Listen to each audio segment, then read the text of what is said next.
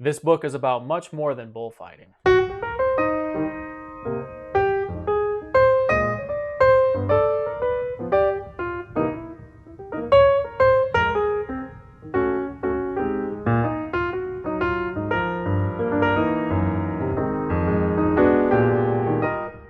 Hello everyone, welcome to Read the Right Thing Book Reviews. I'm Eric, thanks so much for watching. A.L. Kennedy is a Scottish author. She writes short stories, novels, as well as nonfiction. Do you ever find yourself just browsing a bookstore and you happen to come across a book that maybe you've never even heard of the author or you've never seen this book before, but you just something grabs your attention and you know you have to read it? That's kind of what happened to me with this book. I was actually in Boston and I was making the rounds of some of my favorite bookstores, and then I saw this book and I knew I had to read it. I grabbed this book knowing absolutely nothing about it other than reading the first few sentences. This book is about much more than bullfighting. It's about vocation, death, and depression. This book reminds me of two other books that I reviewed that I really enjoyed. Authors contemplating a certain topic while learning about and presenting a history of a subject. The two books that it reminded me of were Why Fish Don't Exist and The Selfishness of Others, Essays on the Fear of Narcissism. These two books, they share similarities in that the authors contemplate a certain aspect of life or the human condition while learning about a completely different topic or subject. Whether it's coping with entropy and learning about David Starr Jordan, or like with Selfishness of Others, the author was contemplating her life choices and the ever-encompassing topic of narcissism. Or in Kennedy's case, she's contemplating death and mortality while also looking at bullfighting. There's something pleasing about reading an author's educational journey with two seemingly different subjects that end up being joined together to teach the author a valuable lesson. Kennedy, a suicidal author, opens the book by telling us about one morning when she was seriously considering suicide. She almost jumps from her window until she hears someone singing a folk song that she just absolutely hates. Here's the opening pages. And this is really what drew me to this book. I'm thinking I might actually enjoy this if I had more time. It's Sunday, the first day of the week, the one that's for resting and possibly talking to God, but I'm doing neither. I'm sitting across my window ledge and thinking that Sundays are always much the same, vaguely peaceful and emptied and smug. And I'm looking out over my gutter and 4 stories down to my street. It's late in a mild afternoon and there are flickers of spring in the trees. The smell of young grass drifts up to me from the park, and the air is also colored very slightly with waking earth and a sunny masonry. Cars beetle past, roofs gleaming, but there's no one out walking. Although I'd expect there might be on such a pleasant day, there is no one about. Which means I should do this. I should jump now, while I can. Because I don't want anyone looking, or there to be hurt by me when I fall. It's only me I want to kill. And I don't wish to be gawped at while I'm killing. I believe I've had enough embarrassment for one life.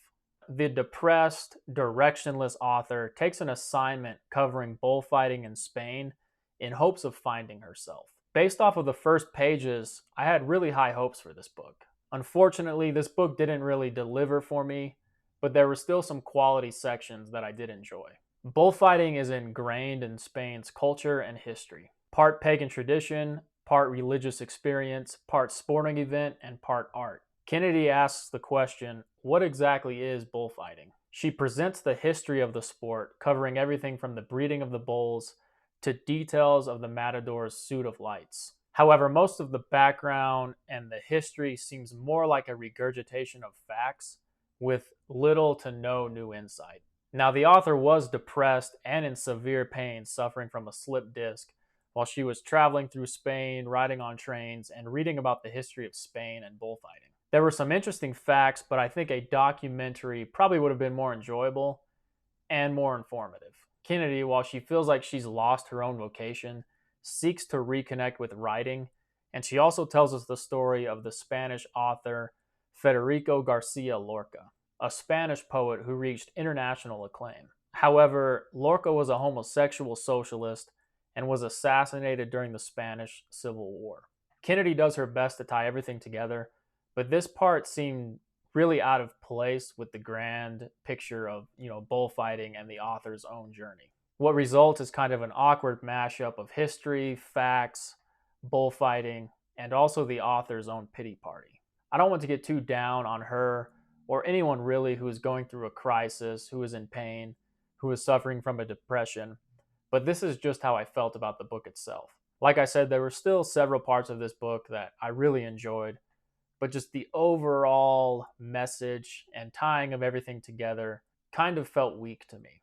Kennedy's travels through Spain, she hopes, will help her out of her crisis of life and help her find her love for her vocation. However, learning about this Spanish author and the Civil War seems to just make her even more depressed. And Kennedy doesn't even necessarily take a liking to bullfighting. She finds it cruel and unnecessary. She admits that she doesn't understand it and borderline finds it appalling and unnecessary to kill these innocent animals. But to her credit, she seeks to learn everything she can and truly understand the sport before she forms a complete opinion. The high point of the book is when Kennedy spectates two bullfights. In this book, she compares the art of bullfighting to our own mortality, these bullfights being sort of a microcosm of life. I enjoyed these sections the most of the book. She describes the process for the bulls and the bullfighters and what happens in the bullfights that she witnessed. It is a tough sport to describe with words, but I think she did a fine job. And I'll be honest, the only thing I had seen were maybe a few clips here and there, or whatever the Looney Tunes cartoons depicted.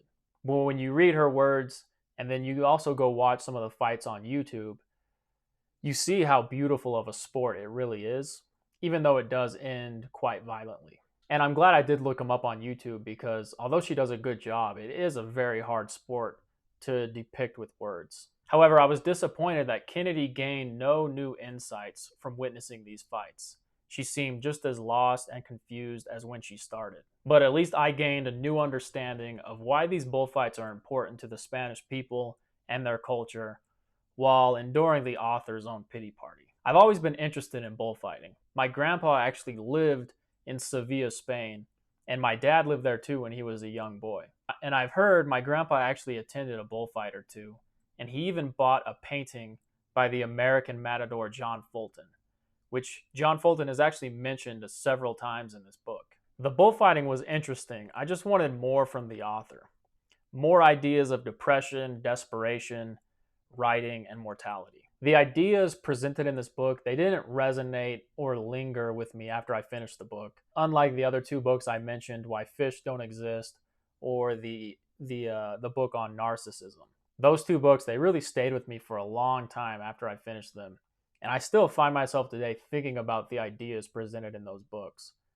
And I even go back and read sections of those books. Whether A.L. Kennedy's ideas didn't resonate with me, or they weren't presented in a compelling way, I'm not exactly sure. The book has useful information and an interesting premise. The execution was just disappointing. So was this book the right thing for me? Not really, but that's okay. I won't be running to the stores anytime soon to pick up another A.L. Kennedy book. But like I said, there were parts of the books I did enjoy, and I appreciate the research that she did and the attempt. So that was my review of On Bullfighting by A.L. Kennedy. If you found this review helpful, please hit that like button. Let me know what you thought about this book on the comments. Maybe I'm just absolutely missing the entire point. If you think that's the case, please let me know. If you think I'm missing the boat on A.L. Kennedy and have books of hers that you would like to recommend, please let me know in the comments. Thanks for tuning in, and as always, read the right thing.